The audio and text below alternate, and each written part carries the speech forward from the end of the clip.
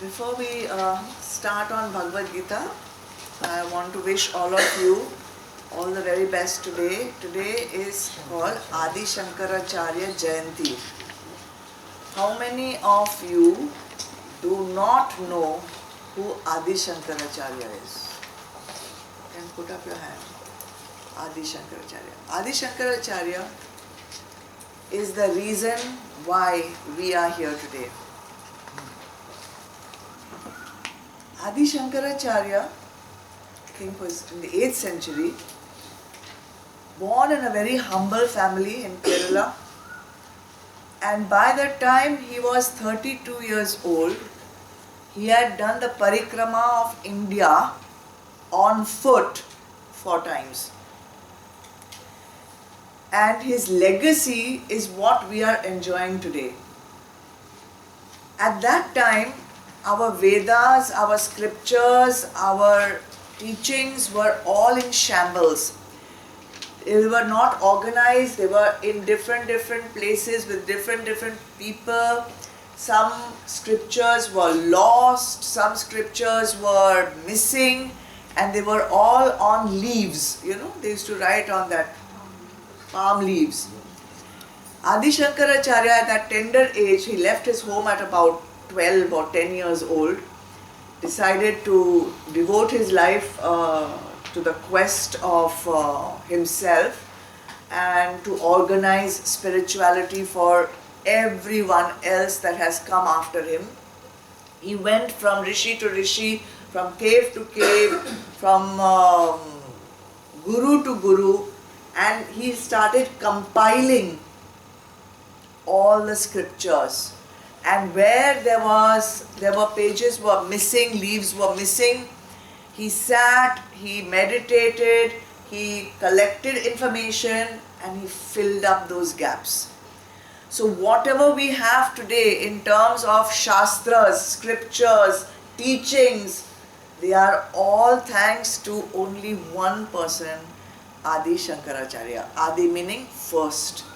So we owe everything that we are studying today, everything to him. If he was not there, we would not have been able to have these classes. So all his teachings can be summed up in half a verse. And if you want to find yourself, if you want to reach that pinnacle of human evolution, which is self-realization, if you do Chintan on this one line, you can find yourself. And I think all sadhaks or seekers should write this down and they should meditate on it.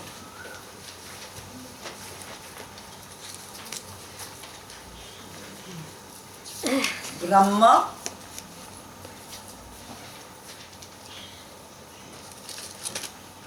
Satyam. Brahma Satyam. Jagat Mithya.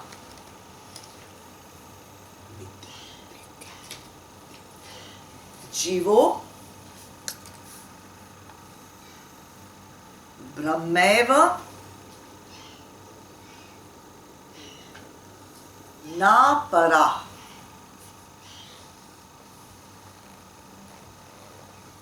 Jivo Brahmeva Na Para. Brahma Satyam means what? Brahma is The the only only. truth is Brahma. There is no other truth. Jagat Mithya.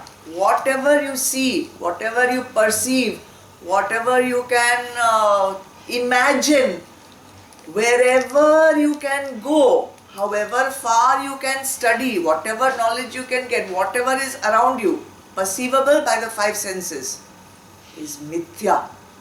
It's not the real truth. Jivo, that Atma which is inside you, Jivo, the Atma which is conditioned by this body, which is within this body, Brahmaiva na para, it is not different from that Brahma. This Jiva which is within you is not at all different from that Brahma. And that is what spirituality is, to realize this truth for yourself, not as a bookish knowledge, but as your own experience.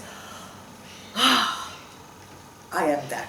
Aham Brahmasmi. That realization when you get, then that tube-like jalos, that is Atma Gyan. That is self-realization. And we have taken birth here only for that one purpose, to realize Aham Brahmasmi. That you, not you as in body, not you as in mind, not you as in intellect, not you as in a person, not you as an Indian, not you as a Hindu or a Muslim or a Christian, not you as an engineer or a doctor or a lawyer, but you, Atma. You, Atma, is the real you, and that real you is not different from Brahma. This is what we are in the process of understanding and making it our own truth. We have to make it our own truth. So, Adi Shankaracharya, before he passed away, he established 4 maths in the 4 corners of India, and he established one leader of that math, one Shankaracharya, so that this knowledge could be passed on now century after century after century. And for any sadhak, these 4 maths are the highest tirths that you can go to. They're the highest, best pilgrimage places that you can go to. Better than any temple, better than any nadi, better than any mountain. We should go to these 4 mats. That should be our first aim here now. Which are they? Sringeri, Dwarka, then Puri, correct, and Badrinath. Badrinath. I have still one left. I have done 3. Sringeri. I have to go with you. His hometown is nearby. So, we have to do that soon. Sringeri in south. Karnataka. Karnataka. He also established the 4 kind of sects of Hinduism, so that according to your Ishtadev, you can worship the God which is priya to you, the God which is most dear to you. So that is a very easy path for you to move into the higher realms of thinking. Before he entered Samadhi, his foremost disciple, whose name was Sudhanva, he said to him, "Tell us the essentials of your teaching. You have taught so many things. What is that which we can pass on to future generations?"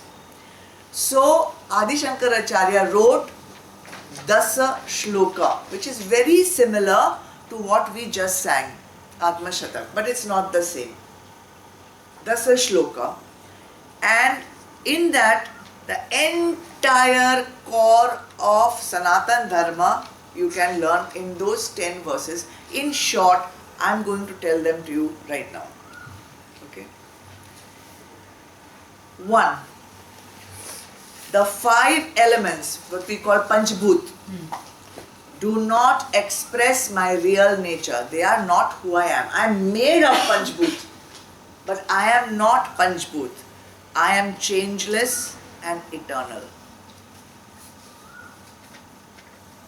We, in every verse of this, we will say, Shivo Chidananda Rupa, Shivoham, Shivoham. So that is what is the recurring message. He says, I am above castes and creeds. I am not part of any caste, I am not a part of any creed. I am beyond caste and beyond creed. The third verse he says, I don't have any parents. Why does he say that? I don't have any parents. Doesn't he have a mother and father? The soul. He's talking of his soul. He's talking of his soul. I, when he says I, he doesn't talk about I like we do. I slept, I ate, I went to the pub, I went here, I did that. For us, I is such a silly, mundane, nonsensical thing we have got in our mind. I did this, I did that. When Adi Shankaracharya says I, he is thinking of Atma. So he says, I don't have any parents, I don't need Veda, I don't need sacrifices, I don't need pilgrimages. I am Sakshi. I am the witness of all this.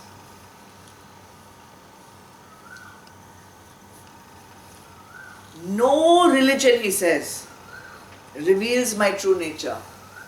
You can go on reading religion and scriptures, you can go on reading, but my true nature will not be revealed.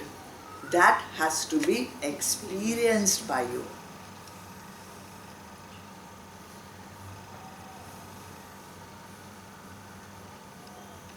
And he says, there is no place where I am not there. There is no place where I am not there. I pervade the entire universe. Pervade means what? I am Through and through everything. There is nothing that is not me. There is no place that is not me. Then he says one line, I am above, I am in the middle, and I am in below all directions. I am above, in the middle, and below all directions. I am colorless, I am formless. What is the color of light? What is the form of light? Does it have a color? Does it have a light? That is what is Brahma. Colorless and formless. I have no teacher. I have no scripture. I have no disciple. I am changeless and absolute knowledge. I know. Sat. I am Sat. I know. Chit. I am of the essence of pure bliss. Anand. Repeat the last. I have no teacher, scripture. Disciples and changeless and absolute knowledge.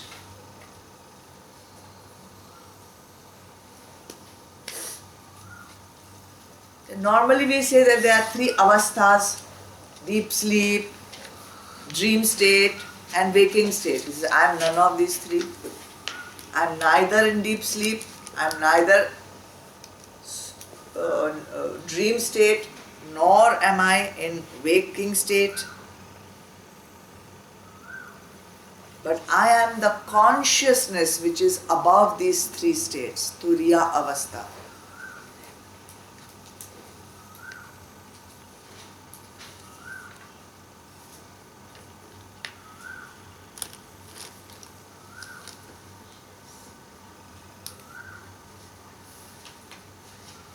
The whole universe depends on me. Who me? Atma, soul, consciousness. And without me, there is nothing.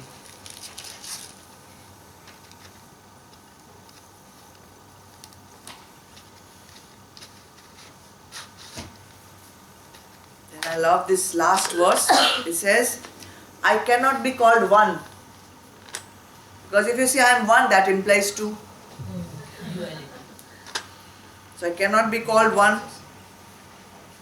Neither am I isolated nor non-isolated. Neither am I empty nor am I full. Because there is no attribute, there is no way you can describe that. That is why in spirituality, the supreme consciousness, the supreme reality, only thing you can refer to it is to say that. And in Sanatana Dharma, that has been given a name, Brahma, only so that when a guru is teaching, he can refer to it.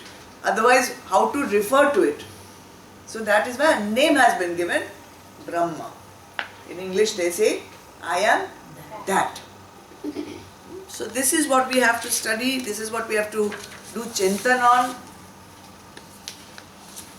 See, in Vedanta there are 3 steps to realizing yourself.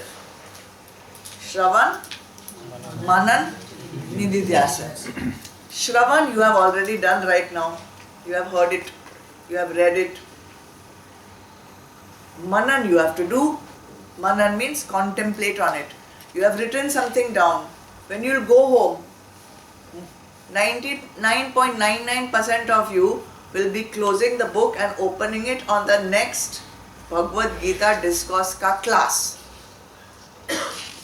So you are not doing any manan on it. So you have to open the notes, you have to read them, you have to see what is this. She said so many things, but what does it really mean?